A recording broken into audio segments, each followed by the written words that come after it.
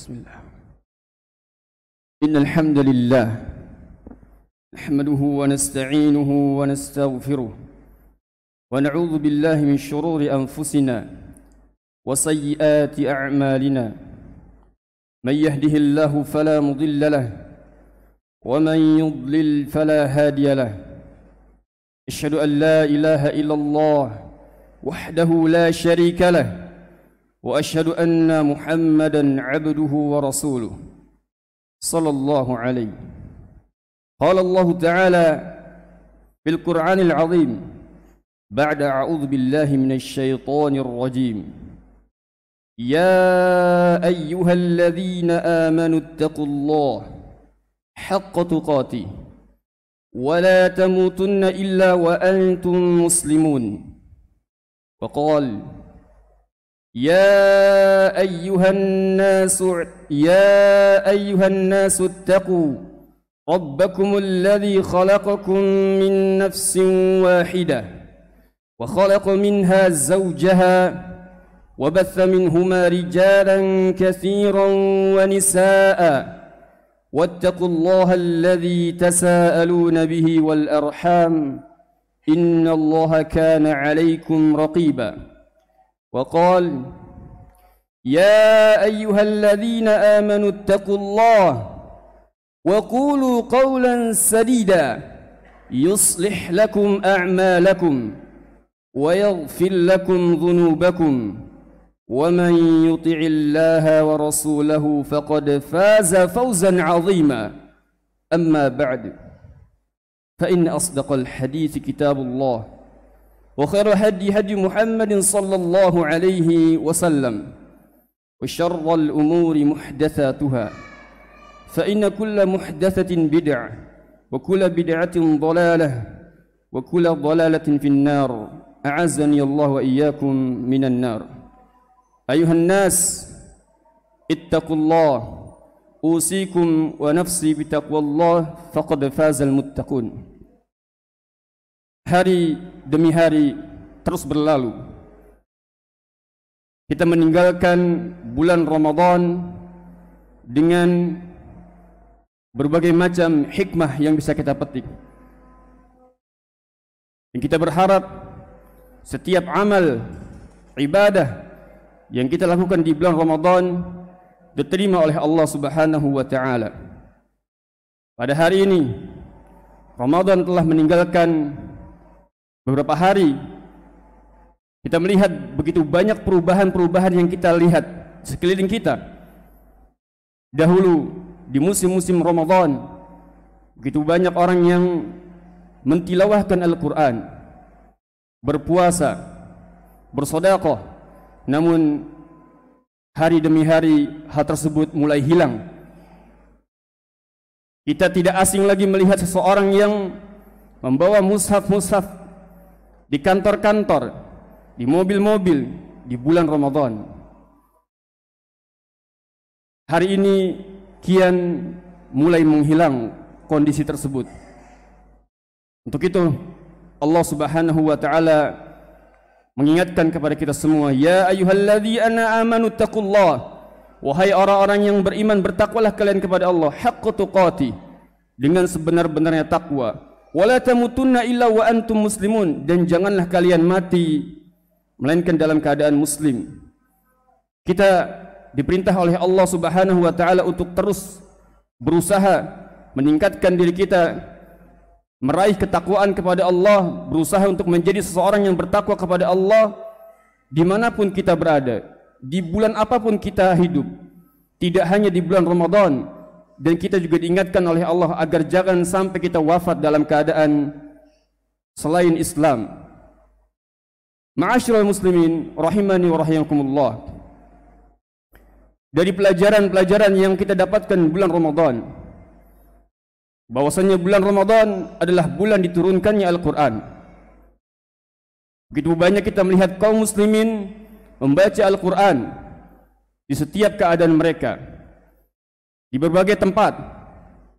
Namun ada sebuah peristiwa yang jarang diangkat oleh sekitar kita, yang jarang dibahas oleh para asatid, yakni sebuah kondisi yang sangat memilukan, sebuah kondisi yang merupakan musibah di antara musibah-musibah yang terjadi khususnya di negeri kaum muslimin. Apa musibah tersebut? Berdasarkan riset dari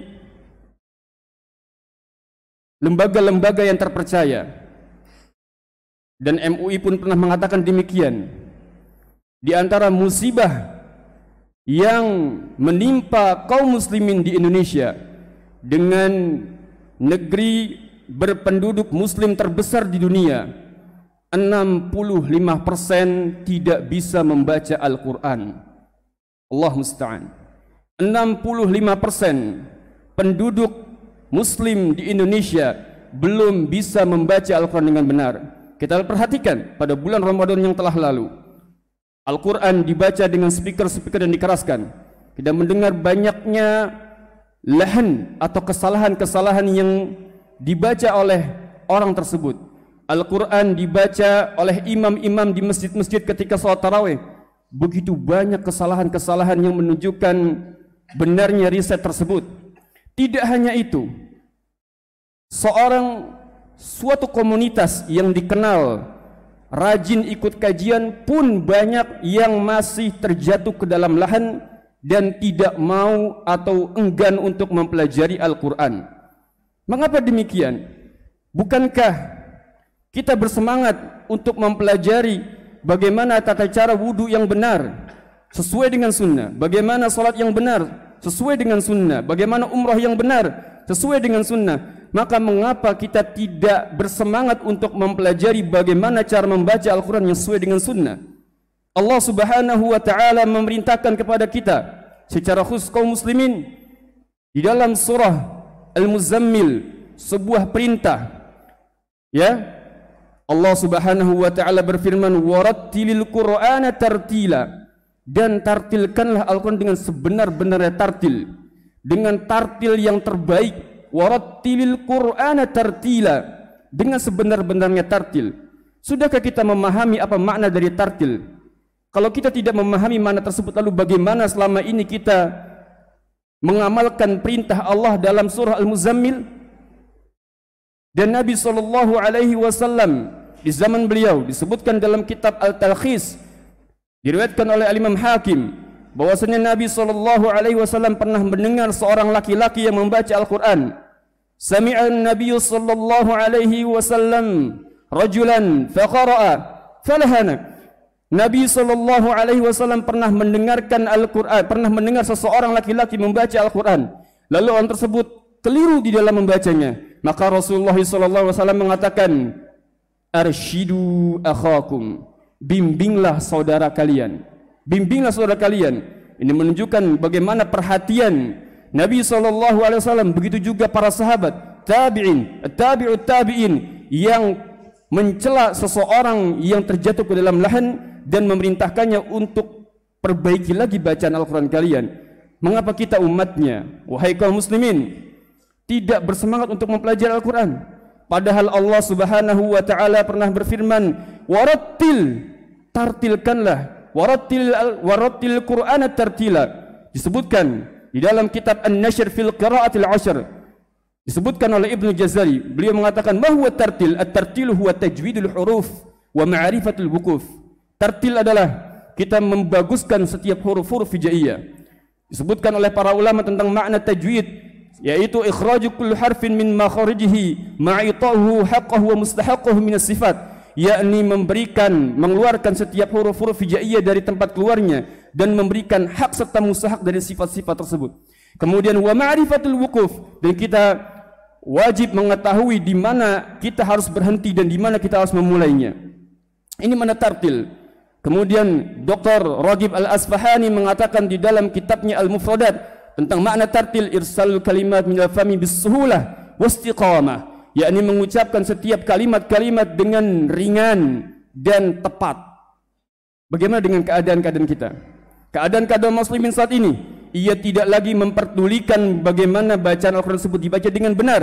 Untuk itulah Para ulama muncul, mereka melihat kondisi yang demikian, akhirnya mereka mengkhususkan diri untuk membuat sebuah kaidah yang dikenal dengan kaidah ilmu tajwid yang dipelopori oleh Abu Ubaidah Muzahim bin Musa al-Khakhani rahimahullahu taala. Beliau mengatakan fa awwalu ilmi dzikri itqanu hifdhihi wa ma'rifatun billahni min fika idh yajri fakun 'arifan billahni kayma tuzilahu.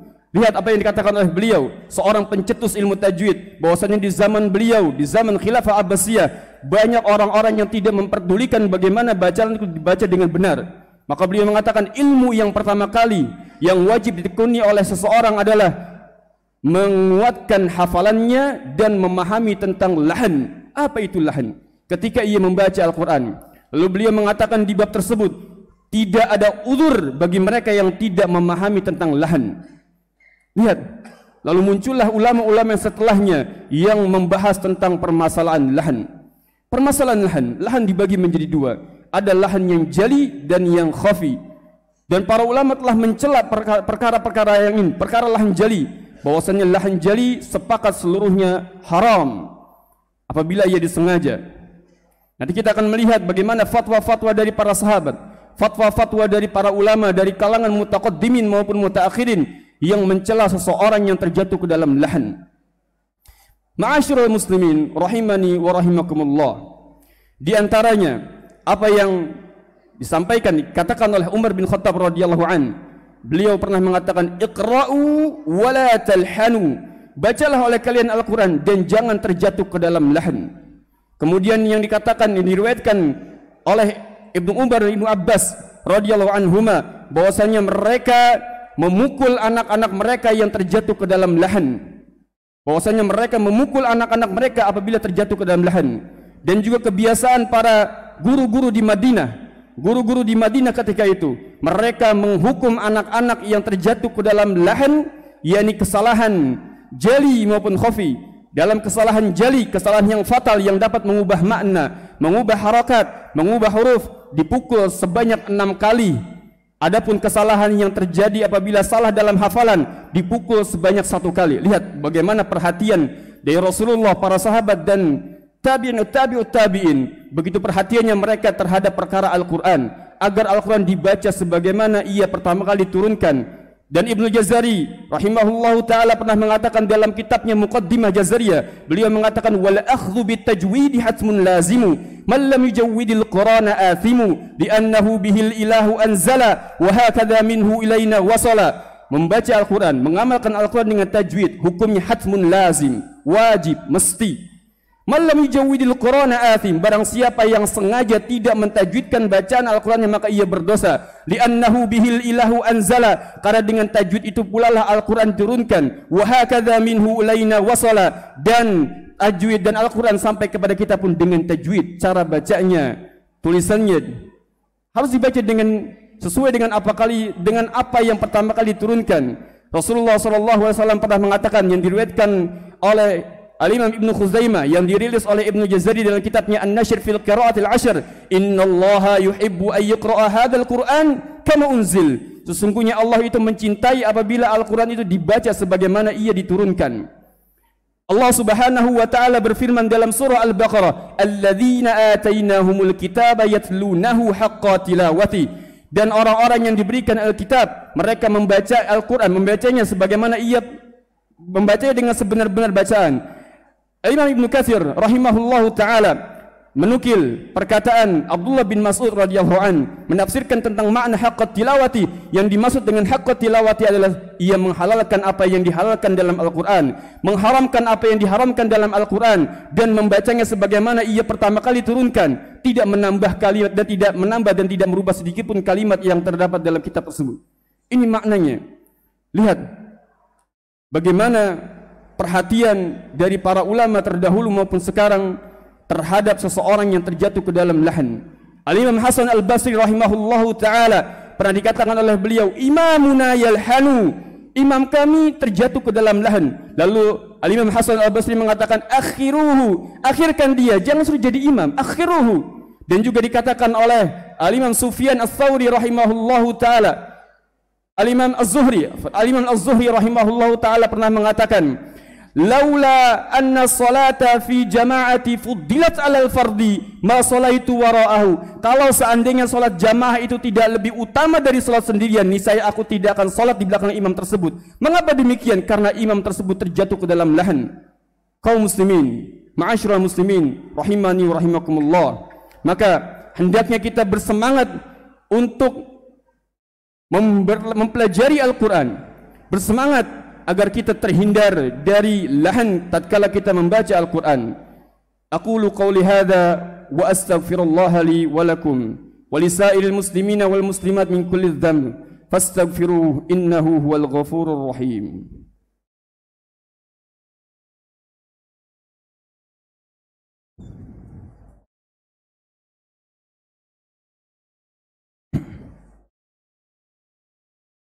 Alhamdulillah حمدا كثيرا طيبا مباركا فيه كما يحب ربنا ويرضى. أشهد أن لا إله إلا الله وحده لا شريك له وأشهد أن محمدا عبده ورسوله صلى الله عليه وعلى آله وصحبه ومن اتبعهم بإحسان إلى يوم الدين. أما بعد. معاشر المسلمين, sidang Jumat rahimani wa rahimakumullah, di antara fatwa yang disebutkan oleh Dr. Rihab Mufid Asy-Syaqaqi, ini fatwa yang perlu kita renungi bersama. Di antara solusi dan hukum tentang lahan jali yang beliau sampaikan, yang wajib kita fahami bersama, beliau mengatakan dalam kitabnya Hilyatut Tilawah, hukmul lahnil jali huwa haramun mutlaqan. Hukum lahan jali adalah haram secara mutlak. Li'annahu taghyirun li alfadhil Qur'ani allati bitaghyiriha tataharrafu ma'anihi. Karena kesalahan tersebut, lahan jali, yakni kesalahan yang dapat mengubah makna, mengubah harakat, mengubah huruf, itu termasuk dari mengubah lafaz-lafaz Al-Quran yang karena perubahan tersebut dapat menyimpangkan maknanya. Wa ammal jahil, perhatikan, jana dan tidur. Wa ammal jahil fa'alaihi ayyata'allam. Adapun orang awam, adapun orang yang jahil yang mengatakan tidak bisa membaca Al-Quran, apa tugas mereka?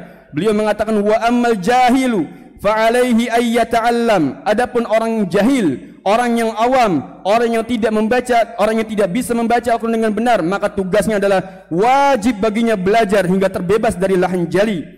Kemudian beliau mengatakan wa amma la yastati'u aw la yaqwa 'ala ta'allumi fayaqra'u ma tasihu bihi salatuhu. Adapun orang yang tidak sanggup lagi mengikuti pembelajaran, orang yang tidak sanggup lagi mengikuti pembelajaran, maka solusinya kata beliau fa'alaihi 'ala ta'allum. Maka solusinya adalah dia wajib terus belajar. Fayaqra'u ma tasihu bihi salatuhu. Wajib bagi dia untuk mempelajari bacaan atau surat yang menjadi rukun salat, yang apabila surat tersebut tidak sah jika tidak dibaca, dan apabila salat bacaan tersebut dibaca terjatuh ke dalam lahan jali, maka bacaan tersebut atau salat tersebut menjadi batal. Karena Rasulullah SAW pernah mengatakan, la salata liman lam yaqra bi Fatihatil kitab. Tidak ada salat bagi yang tidak membaca Al-Fatihah. Kemudian beliau melanjutkan, wala yusalli imaman, dan orang yang tidak bisa membaca Al-Quran tidak boleh menjadi imam salat. Wala yajharu bil qiraati fi majalisil muslimin, dan tidak boleh mengeraskan bacaannya di majelis-majelis kaum muslimin. Dengan speaker seperti tidak boleh dikeraskan bacaannya orang yang masih terjatuh ke dalam lahan jali ketika membaca Al-Quran. Kemudian fatwa yang disampaikan oleh Dr. Su'ad Abdul Hamid, beliau mengatakan dalam kitabnya Taisir Rahman, beliau mengatakan hukmul lahnil jali yahrumu bil ijma'il muslimin. Hukum lahan jali ijma' berdasarkan kaum muslimin hukumnya haram berdasarkan ijma' kaum muslimin. Walakin idza kana nasiyan fala itsma alaih. Akan tetapi apabila pelakunya melakukannya karena lupa, tidak sengaja, karena dia sudah belajar dengan bersungguh-sungguh namun tetap terjatuh ke dalam kesalahan, fala itsma alaihi, maka tidak ada dosa baginya. Fa idza kana jahilan bil hukmi wa ahmala at-ta'allimi fa innal itsma yulhiquhu. Adapun apabila pelakunya itu terjatuh ke dalam lahan jali dan dia tidak mengetahui hukumnya dan lalai untuk mempelajarinya, tidak ada usaha untuk mempelajarinya, tidak ada kemauan untuk duduk di majelis-majelis tahsin atau yang lainnya, tidak berusaha sama sekali untuk mempelajari bacaan Al-Quran, maka bagi dia berdosa, maka orang tersebut berdosa. Kemudian beliau mengatakan, amma idza kana fi sabilit ta'allumi wa akhta'u fa hadza wallahu alam huwa maqsudu bil qawli jahilan.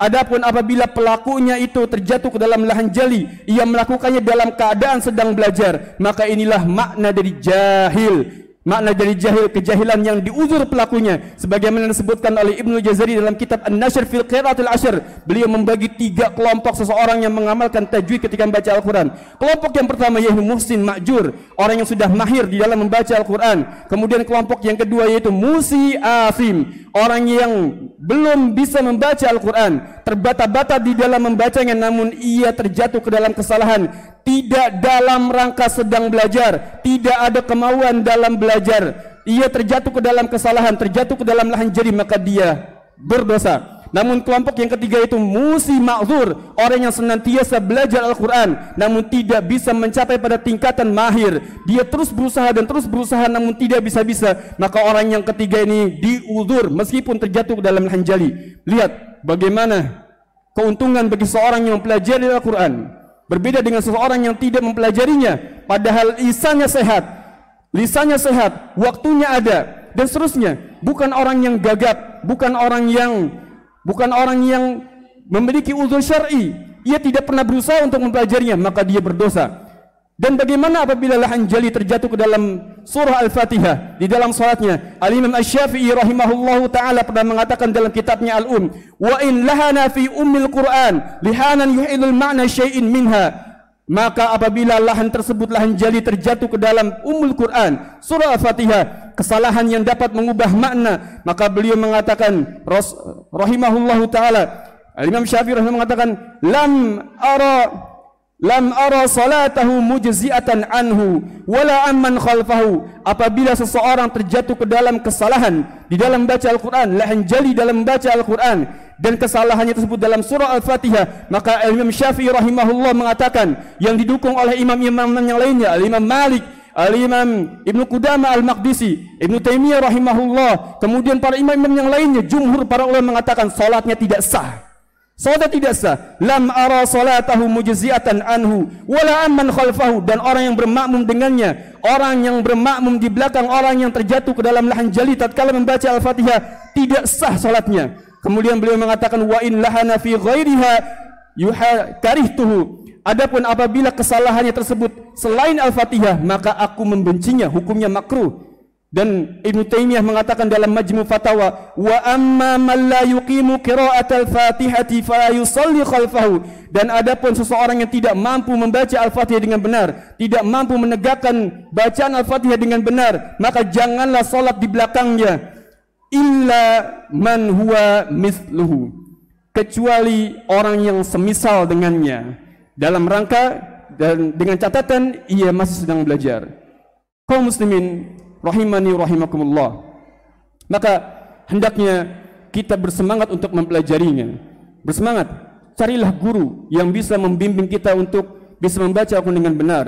Syekh Ali Al-Ghamidi Al-Makki beliau mengatakan dalam Al-Lahnu fi Qiraatil Qur'anil Karim, di antara solusi yang diinginkan oleh seseorang agar tidak terjatuh ke dalam lahan adalah bertalaqi dengan seorang guru, belajar, duduk bermajlis di hadapan seorang guru, yang guru tersebut bisa meluruskan bacaan kita. Tidak ada solusi yang lain.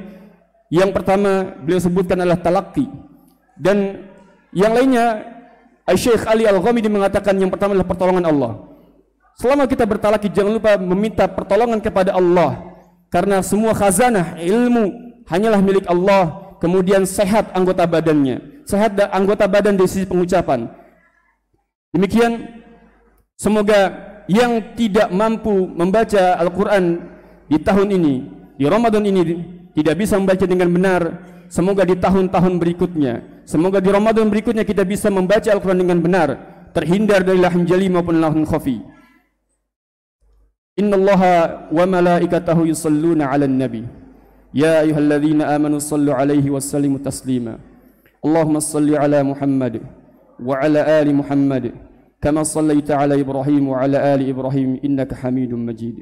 Wa barik 'ala Muhammad wa 'ala ali Muhammad kama barakta 'ala Ibrahim wa 'ala ali Ibrahim innaka Hamidum Majid. Allahumma ighfir lil muslimina wal muslimat wal mu'minina wal mu'minat الأحياء منهم والأموات برحمتك يا أرحم الراحمين. اللهم إنا نسألك من الخير كله عاجله وآجله ما علمنا منه وما لم نعلم، ونعوذ بك من الشر كله عاجله وآجله ما علمنا منه وما لم نعلم. اللهم إنا نسألك من خير ما سألك عبدك ونبيك، ونعوذ بك من شر ما عاذ به عبدك ونبيك. اللهم إنا نسألك من الجنة وما قرب إليها من قول أو عمل، ونعوذ بك من النار وما قرب إليها من قول أو عمل. اللهم اقسم لنا من خشيتك ما تحول به بيننا وبين معاصيك، ومن طاعتك ما تبلغنا به جنتك، ومن اليقين ما تهون به علينا مصائب الدنيا. اللهم متعنا بأسماعنا وأبصارنا وقوتنا ما أحييتنا، واجعله الوارث منا، واجعله الوارث منا، واجعل ثأرنا على من ظلمنا، وانصرنا على من عادانا، ولا تجعل مصيبتنا في ديننا، ولا تجعل الدنيا أكبر همنا، ولا تسلط علينا من لا يرحمنا. اللهم أصلح لنا ديننا الذي هو عصمة أمرنا، وأصلح لنا دنيانا التي فيها معاشنا، وأصلح آخرتنا التي فيها معادنا، واجعل الحياة زيادة لنا في كل خير، واجعل الموت راحة من كل شر. ربنا آتنا في الدنيا حسنة وفي الآخرة حسنة وقنا عذاب النار، وقنا عذاب النار. عباد الله، إن الله يأمركم بالعدل والإحسان وإيتاء ذي القربى وينهى عن الفحشاء والمنكر والبغي يعظكم لعلكم تذكرون، ولا ذكر الله أكبر والله يعلم ما تصنعون. أقيموا الصلاة.